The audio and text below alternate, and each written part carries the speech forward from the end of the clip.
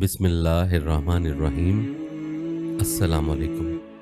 नाज़रीन गिरामी, रमज़ानुल मुबारक वो महीना है जिसमें रहमतों के दरवाज़े खोल दिए जाते हैं, आसमान से बरकतें नाज़िल होती हैं, गुनाहों की बख्शिश के परवाने तक़सीम होते हैं। लेकिन कभी आपने सोचा है, जब आप सहरी के लिए बेदार होते हैं, जब अफ्तारी के वक्त अज़ान की आवाज़ गूंजती है, जब मस्जिदों में तरावी की सफ़ें सजती हैं, तो ऐन उसी लम्हे कब्रिस्तान में क्या हो रहा होता है। वो लोग जो पिछले रमज़ान हमारे साथ थे, आज मिट्टी के नीचे किस हाल में हैं। क्या वो भी रमज़ान की बरकतों से हिस्सा पाते हैं? क्या उनकी कब्रों में रोशनी उतरती है, या हिसाब का खौफ उनके गिर्द मंडला रहा होता है। ये बात कुरान मजीद में वाज़ेह है कि हर जानदार ने मौत का मज़ा चखना है। और हुजूर सल्लल्लाहु अलैहि वसल्लम के मुबारक फरमान हमें कब्र की हकीकत से आगाह करते हैं कि कब्र आखिरत की पहली मंजिल है। अगर यहाँ आसानी होगी तो आगे की राहें आसान, और अगर यहाँ सख्ती हुई तो आगे का सफ़र भी कठिन होगा। दोस्तों, रमज़ान वो महीना है जिसमें नेकी का अजर कई गुना बढ़ा दिया जाता है। मगर सोचिए, जो लोग इस दुनिया से जा चुके हैं, क्या वो हमारी गफलत पर हसरत करते होंगे? क्या वो चाहते होंगे कि काश हमें एक और रमज़ान मिल जाता?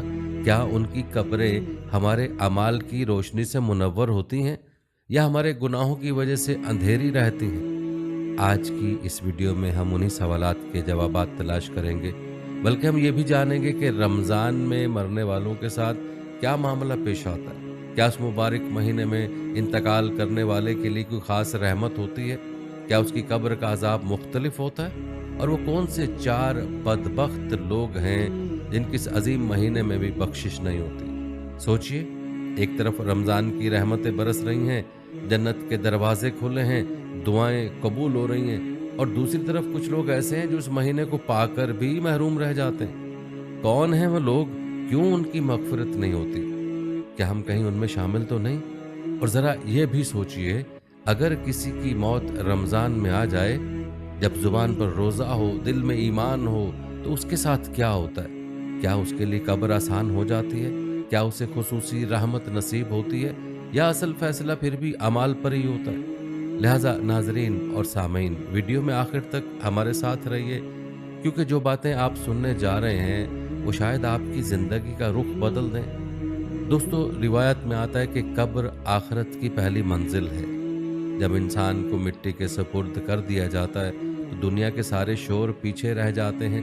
ना सहरी की आवाज़, ना अफ्तारी की रौनक, ना बाज़ारों की चहल पहल, सिर्फ खामोशी और अपने अमाल का साथ। रमज़ान में जब घरों के अंदर दस्तरखान सजे होते हैं, बच्चे खुश होते हैं, दुआओं की सदाएं बुलंद होती हैं, तो कब्रिस्तान में मुकम्मल सन्नाटा होता है। वहाँ ना कोई घड़ी की टिक टिक सुनाई देती है, ना अजान के बाद अफ्तारी का पहला घूंट, बल्कि वहाँ इंतज़ाम होता है अपने अंजाम का, अपने हिसाब का।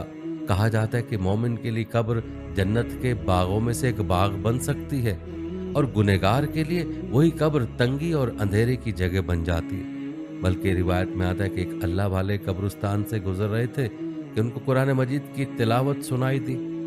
उन्होंने इर्द गिर्द नज़र दौड़ाई, लेकिन कोई दिखाई न दिया।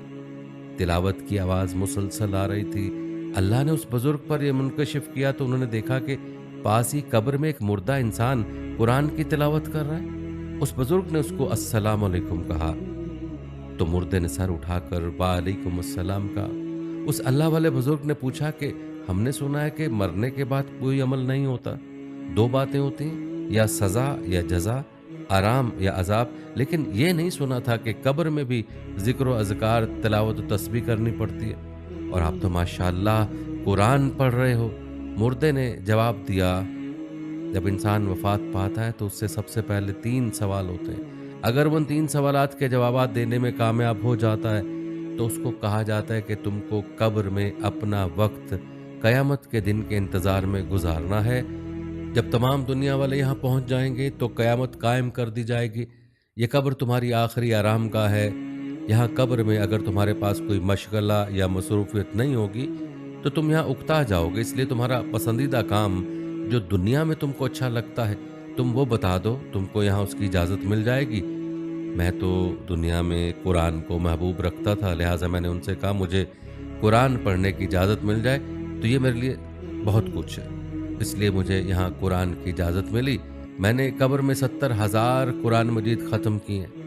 मैं आपको 70,000 कुरान देता हूँ, आप बस ऊपर से एक सुबहान अल्लाह कहकर मुझे उसका सवाब दे दो। उस बुजुर्ग ने जब ये सुना तो उसने सोचा कि ये तो बेहद सस्ता सौदा है, एक सुबहान अल्लाह के 70,000 कुरान करीम का सवाब मिलेगा। उसने मुर्दे से कहा, आप इतना सस्ता सौदा क्यों कर रहे हो? मुर्दे ने कहा, तुम जहाँ से बातें कर रहे हो वो दुनिया है, दुनिया में सुबहान अल्लाह कहने का बड़ा सवाब है। मैं जहाँ हूँ उसको आखिरत कहते हैं। यहाँ 70,000 कुरान करीम का एक सुबहान अल्लाह के बराबर सवाब नहीं। दोस्तों, हज़रत अबू हुरैरा रज़ियल्लाहु तआला अन्हु से रिवायत है कि रसूलुल्लाह सल्लल्लाहु अलैहि वसल्लम ने फरमाया, जब इंसान मर जाता है उसके अमाल ख़त्म हो जाते हैं, मगर 3 चीज़ें बाकी रहती हैं। यानी 3 अमाल ऐसे हैं कि ज़िंदगी ख़त्म हो जाने के बाद भी उनका सवाब का सिलसिला बराबर जारी रहता है और मरने वाला बराबर उससे फ़ायदा हासिल करता रहता है। पहली चीज़ सदका जारिया है, यानी अगर कोई आदमी अल्लाह की राह में ज़मीन वक्फ कर गया या कुआं बनवा गया या ऐसे ही अल्लाह की मखलूक के फ़ायदे की खातिर कोई दूसरी चीज़ अपने पीछे छोड़ गया, तो जब तक ये चीज़ें कायम रहेंगी और लोग उससे फ़ायदा उठाते रहेंगे, उसको बराबर सवाब मिलता रहेगा। दूसरी चीज़ इल्म नाफ़े, यानी किसी ऐसे आलिम ने वफ़ात पाई जो अपनी ज़िंदगी में लोगों को अपने इल्म से फ़ायदा पहुँचाता रहा और फिर वो अपने उलूम व मुआरिफ़ को किसी किताब के ज़रिए महफूज कर गया, जो हमेशा लोगों के लिए फ़ायदा मंद और इश्क़ व हिदायत का सबब बनी। या किसी ऐसे आदमी को अपना शागिर्द बना गया जो उसके इल्म का सही वारिस है, जिसे लोग फ़ायदा उठा सकते हैं। तो ये सब चीज़ें ऐसी हैं जो ज़िंदगी ख़त्म होने के बाद उसके लिए सरमाया व सादत साबित होंगी और जिनका सवाब उसे वहाँ बराबर मिलता रहेगा। तीसरी चीज़ औलाद सालेह है।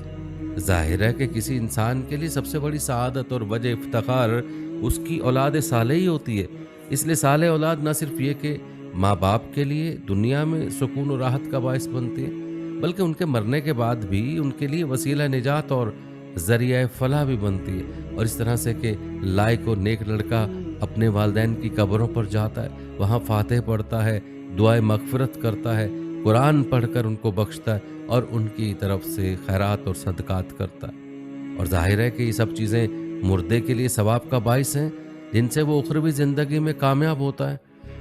ज़रा सोचिए, रमज़ान का मुबारक महीना, कबूलियत की घड़ियाँ, सहरी का वक्त, अफ्तारी के लम्हात, तरावी के सजदे, अगर उन्हीं लम्हों में कोई बेटा या बेटी अपने मरहूम वालिदैन के लिए हाथ उठा दे, आंखों में आंसू ले आए और कहे, या अल्लाह मेरे माँ बाप की मग़फ़िरत फरमा, तो क्या ये दुआ खाली लौट सकती है? उलमा कराम फरमाते कि बेहतरीन तरीका इसाले सवाब है कि इंसान कुरान पाक की तिलावत करे, दरूद शरीफ पढ़े, ज़िक्र अज़कार करे, सदका दे और फिर उसका सवाब अपने मरहूम अजीज़ों को बख्श दे।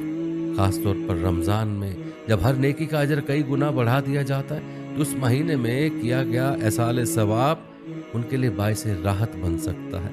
आप सहरी के बाद चंद आयात पढ़कर अपने वालिदैन को बख्श दें, अफ्तारी से पहले की कबूलियत की घड़ी में उनके लिए दुआ करें, तरावी के बाद एक तस्बीह पढ़कर उनके नाम कर दें। यकीन जानिए ये अमल उनके लिए नूर बन सकता है। नाज़रीन, अगर हम वाकई अपने मरहूमिन से मोहब्बत करते हैं तो इस रमज़ान उनके लिए न सिर्फ आंसू बहाएं, बल्कि कुरान मजीद का एक हिस्सा, ज़िक्र की एक तस्बीह और दुआ का एक सच्चा लम्हा उनके नाम कर दें। ज़रा तसव्वुर कीजिए, जब हम अफ्तारी के वक्त ठंडा पानी पीते हैं, क्या कोई कब्र में तमन्ना कर रहा होता है कि काश मुझे भी एक नेकी का मौका मिल जाता? जब हम तरावी में खड़े होते हैं, क्या कोई रूह हसरत से देख रही होती है कि काश मुझे एक और रमज़ान नसीब हो जाए? रमज़ान हमें याद दिलाता है कि वक्त बहुत कम है और मौत बहुत करीब है। जो आज सहरी कर रहा है, कल उसी को कंधों पर उठाया जा सकता है। जो आज दूसरों के जनाजे में खड़ा है, कल लोग उसके लिए सफ़े बना सकते हैं। तो क्या हमें इस रमज़ान को मामूली समझ लेना चाहिए या उसे अपनी मग़फ़िरत, अपने वालिदैन की बख्शिश और अपनी कब्र की आसानी का ज़रिया बना लेना चाहिए? आगे हम तफसील से बात करेंगे। क्या रमज़ान में कब्र वालों के हालात में कोई तब्दीली आती है? क्या ज़िंदा लोगों की दुआएं और एसाल सवाब उन तक पहुँचता है? बाज़ रिवायत में आता है कि आप सल्लल्लाहु अलैहि वसल्लम ने रमज़ान मुबारक में 4 कामों की कसरत के साथ तरगीब इरशाद फरमाई। आप सल्लल्लाहु अलैहि वसल्लम ने इरशाद फरमाया, इस माह में 4 कामों की कसरत करो। उनमें से 2 काम ऐसे हैं कि उनके ज़रिए तुम अपने परवरदिगार को राज़ी करोगे, और 2 काम ऐसे हैं जिनसे तुम बेनियाज नहीं हो सकते। वो काम जिनसे अल्लाह की खुशनुदी हासिल होगी, ला इलाहा इल्लल्लाह का विर्द रखना, अल्लाह ताला से मग़फ़िरत तलब करते रहना यानी कि इस्तग़फ़ार करना, और 2 वो चीज़ें जिनसे तुम बेनियाज नहीं रह सकते, ये हैं जन्नत का सवाल करना और जहन्नुम से पनाह मांगना। इसी तरह दोस्तों, रमज़ानुल मुबारक में रोज़ाना अगर 25 मरतबा ला इलाहा इल्लल्लाह का मामूल बना लें तो 29 दिन में 70,000 कलमे का निसाब भी पूरा हो जाएगा, बल्कि कुछ तादाद ज़्यादा हो जाएगी। बहुत से अल्लाह वालों ने 70,000 कलमे को मग़फ़िरत के लिए बहुत मौसर अमल करार दिया है, और रमज़ानुल मुबारक में तो हर अमल का अजर वैसे ही 70 गुना बढ़ जाता है। ज़रूरी नहीं कि आप बाकायदा मुसल्ले पर बैठ कर पढ़ें, चलते फिरते, खाना पकाते, कपड़े धोते, हर वक्त ज़ुबान पर ज़िक्र और दरूद शरीफ जारी रखने की आदत डालनी चाहिए। इस तरह इस्तग़फ़ार रोज़ाना 300 का मामूल हो जाए कि किसी चीज़ की कसरत 300 से शुरू होती है, और जन्नत के सवाल और जहन्नुम से पनाह की दुआ भी 300 बार हो जाए।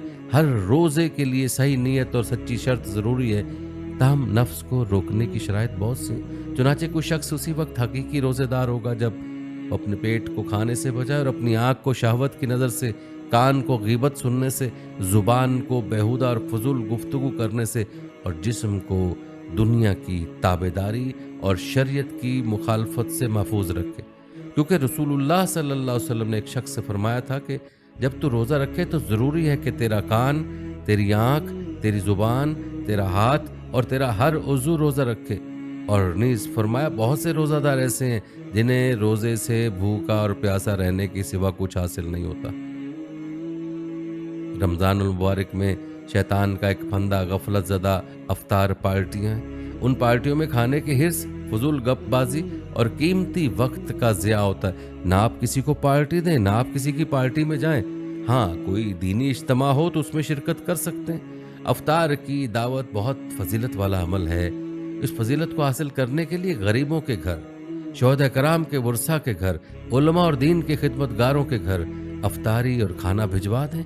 इस तरह दोस्तों, ये बात भी जहन में रहे कि रमज़ान का सबसे अहम अमल रोज़ा है। ये इस्लाम का एक रुकन है। जिस तरह नमाज और ज़कात फ़र्ज़ है, इस तरह रमज़ान का रोज़ा भी फ़र्ज़ है। रोज़े की अहादीस में बड़ी फजीलत आती है। एक हदीस में है कि रोज़ा एक ढाल है जिसके ज़रिए बंदा जहन्नुम की आग से बचता है। दूसरी हदीस में है कि जिसने अल्लाह ताला के रास्ते में एक दिन रोज़ा रखा तो अल्लाह उसके चेहरे को जहन्नुम से 70 साल की मुसाफत के बकदर दूर कर देता है। सही मुस्लिम की हदीस में 5 नमाजें, एक जुमा दूसरे जुम्मे तक और एक रमज़ान दूसरे तक के गुनाहों का कफ़ारा होता है, बशर्त ये कि कबीरा गुनाहों से परहेज़ किया जाए। एक दूसरी हदीस में जिसने रमज़ान के रोज़े और उसके बाद शवाल में 6 नफली रोज़े रखे, वो शख्स ऐसे है जैसे वो हमेशा रोज़ा रखने वाला है। बल्कि एक रिवायत बयान करते हैं कि रसूलुल्लाह सल्लल्लाहु अलैहि वसल्लम ने फरमाया, मेरी उम्मत को माह रमज़ान में 5 नेमतें मिली जो उससे पहले किसी नबी को नहीं मिली। पहला ये कि जब रमज़ान की पहली रात होती है तो अल्लाह ताला उनकी तरफ नज़र इल्तफ़ात फरमाता है, और जिस पर उसकी नज़र रहमत पड़ जाए उसे कभी अजाब नहीं देगा।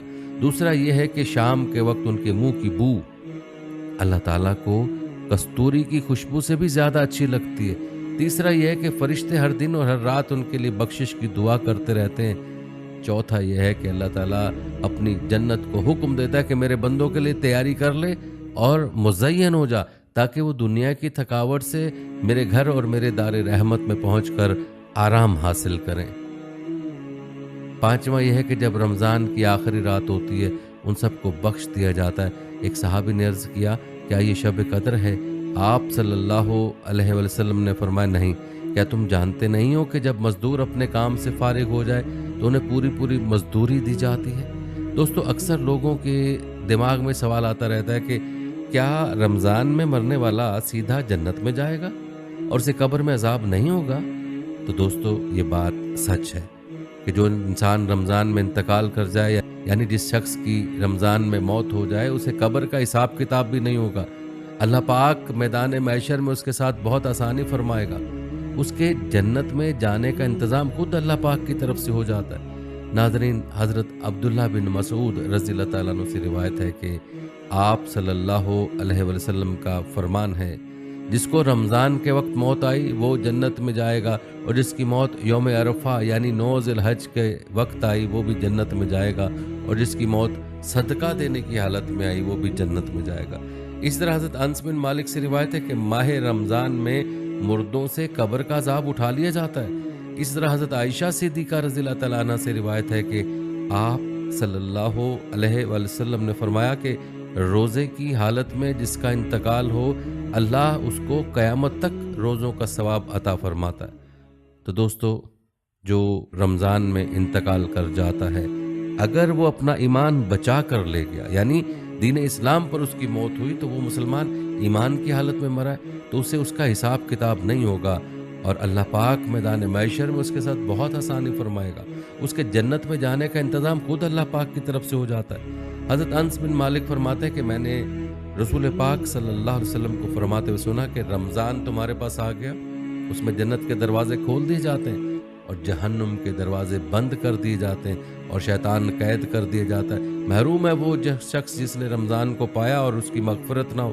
جب اس کی رمضان میں مغفرت نہ ہوئی تو پھر کب ہوگی؟ اور ہاں پیارے دوستو، یہاں یہ بات بھی واضح کروں کہ ایک مستند حدیث میں یہ بھی بیان ہوا ہے کہ رمضان کے مہینے میں 4 بدبخت لوگوں کی بخشش نہیں ہوتی۔ یہ مکمل واقعہ حدیث میں یوں بیان ہوا کہ اللہ پاک رمضان کے مہینے میں روزانہ افطار کے وقت ایسے 10 لاکھ آدمیوں کو جہنم سے خلاصی عطا فرماتے ہیں جو جہنم کے مستحق ہو چکے ہوتے ہیں۔ اور جب رمضان کا آخری دن ہوتا ہے تو یکم رمضان سے آخری رمضان تک جس قدر لوگ جہنم سے آزاد کیے گئے ہوتے ہیں، ان کے برابر اس ایک دن میں آزاد فرماتے ہیں۔ جس رات شب قدر ہوتی تو اس رات حق تعالی شانہ حضرت جبریل علیہ السلام کو زمین پر اترنے کا حکم فرماتے ہیں۔ حضرت جبریل علیہ السلام فرشتوں کے ایک بڑے لشکر کے ساتھ زمین پر اترتے ہیں۔ ان کے ساتھ ایک سبز جھنڈا ہوتا ہے جس کو کعبے کے اوپر کھڑا کرتے ہیں۔ حضرت جبریل علیہ السلام کے 100 بازو ہیں، جن میں سے 2 بازو صرف اسی ایک رات میں کھلتے ہیں، جن کو مشرق سے مغرب تک پھیلا دیتے ہیں۔ پھر حضرت جبریل علیہ السلام فرشتوں کو فرماتے ہیں کہ جو مسلمان آج کی رات کھڑا ہو یا بیٹھا ہو، نماز پڑھ رہا ہو یا ذکر کر رہا ہو، اس کو سلام کریں، اس سے مصافحہ کریں اور ان کی دعاؤں پر آمین کہیں۔ صبح تک یہی حالت رہتی ہے۔ جب صبح ہو جاتی ہے تو حضرت جبریل علیہ السلام آواز دیتے ہیں، اے فرشتوں کی جماعت اب چلو۔ فرشتے حضرت جبریل علیہ السلام سے پوچھتے ہیں، اللہ تعالیٰ نے محمد صلی اللہ علیہ وآلہ وسلم کی امت کے مومنوں کی حاجت اور ضرورتوں میں کیا معاملہ فرمایا؟ وہ کہتے ہیں کہ اللہ تعالیٰ نے ان پر توجہ فرمائی اور 4 لوگوں کے علاوہ سب کو معاف فرما دیا۔ اب یہ بات سن کر صحابہ کرام نے عرض کیا کہ یا رسول اللہ صلی اللہ علیہ وآلہ وسلم، وہ 4 لوگ کون ہیں؟ تو آپ صلی اللہ علیہ وآلہ وسلم نے ارشاد فرمایا، ایک وہ شخص جو شراب کا عادی ہو، دوسرا وہ شخص جو والدین کی نافرمانی کرنے والا ہو، تیسرا وہ شخص جو قطع رحمی کرنے والا اور ناتا توڑنے والا ہو، چوتھا وہ شخص جو دل میں کینہ اور بغض رکھنے والا ہو اور آپس میں قطع تعلق کرنے والا ہو۔ پھر جب عید الفطر کی رات ہوتی ہے تو اس رات کا نام آسمانوں پر لیلۃ الجائزہ یعنی انجام کی رات رکھا جاتا ہے۔ اور جب عید کی صبح ہوتی ہے تو اللہ پاک فرشتوں کو تمام شہروں میں بھیجتے ہیں، وہ زمین پر اتر کر تمام گلیوں اور راستوں کے سروں پر کھڑے ہو جاتے ہیں اور ایسی آواز سے جس کو جنات اور انسانوں کے علاوہ ہر مخلوق سنتی ہے پکارتے ہیں، اے محمد صلی اللہ علیہ وسلم کی امت، اس رب کریم کی درگاہ کی طرف چلو جو بہت زیادہ عطا فرمانے والا ہے اور بڑے سے بڑے قصور کو معاف فرمانے والا ہے۔ پھر جب لوگ عیدگاہ کی طرف نکلتے ہیں تو اللہ پاک فرشتوں سے دریافت فرماتے ہیں، کیا بدلہ ہے اس مزدور کا جو اپنا کام پورا کر چکا ہو؟ تو فرشتے عرض کرتے ہیں کہ اے ہمارے مالک، اس کا بدلہ یہی ہے کہ اس کی مزدوری اس کو پوری دی جائے۔ تو اللہ پاک ارشاد فرماتے ہیں کہ اے میرے فرشتوں، میں تمہیں گواہ بناتا ہوں کہ میں نے ان کو رمضان کے روزوں اور تراویح کے بدلے میں اپنی رضا اور مغفرت عطا کر دی، اور بندوں سے خطاب فرما کر ارشاد ہوتا ہے، اے میرے بندو مجھ سے مانگو، میری عزت کی قسم، میرے جلال کی قسم، آج کے دن اپنے اس اجتماع میں سے اپنی آخرت کے بارے میں جو سوال کرو گے میں پورا کروں گا، دنیا کے بارے میں جو سوال کرو گے اس میں تمہاری مصلحت دیکھوں گا، میری عزت کی قسم جب تک میرا خیال رکھو گے میں تمہاری لغزشوں پر ستاری کرتا رہوں گا اور ان کو چھپاتا رہوں گا، میری عزت کی قسم اور میرے جلال کی قسم، میں تمہیں مجرموں اور کافروں کے سامنے ذلیل اور رسوا نہیں کروں گا۔ بس اب بخشے بخشائے اپنے گھروں کو لوٹ جاؤ، تم نے مجھے راضی کر دیا اور میں تم سے راضی ہو گیا۔ تو بس فرشتے اس اجر و ثواب کو دیکھ کر جو اس امت کو افطار یعنی عید الفطر کے دن ملتا ہے، خوشیاں مناتے ہیں اور کھل جاتے ہیں۔ لہٰذا پیارے دوستوں اور میری بہنوں، آج اس ویڈیو میں جو گناہ بیان کیے گئے ہیں، آپ سب ان گناہوں سے خود بھی بچیں اور دوسروں کو بھی بچنے کی ترغیب دیں، تاکہ ہم سب کی دنیا بھی بہترین بن جائے اور آخرت بھی بہترین ہو جائے۔ ایک حدیث میں ہے کہ جو شخص رمضان المبارک کی آنے کی خوشی اور اس کے جانے کا غم کرے تو اس کے لیے جنت ہے۔ دعا کیجئے کہ اللہ کریم ہم سب کا خاتمہ ایمان پر فرمائے اور ہم سب کو دونوں جہانوں کی کامیابیاں اور کامرانیاں عطا فرمائے، آمین یا رب العالمین۔ امید ہے کہ آپ کو ہماری یہ ویڈیو پسند آئی ہوگی۔ اگر آپ کو ہماری یہ ویڈیو اچھی لگی تو آپ اس ویڈیو کو ضرور لائک کیجئے، اور ہاں، جو دوست اب آپ ہمارے چینل پر نئے ہیں ہمارے چینل کو سبسکرائب ضرور کیجئے تاکہ ہر آنے والی نئی ویڈیو آپ کو بر وقت مل سکے۔ اگلی ویڈیو تک کے لیے اجازت دیجئے۔ اللہ حافظ۔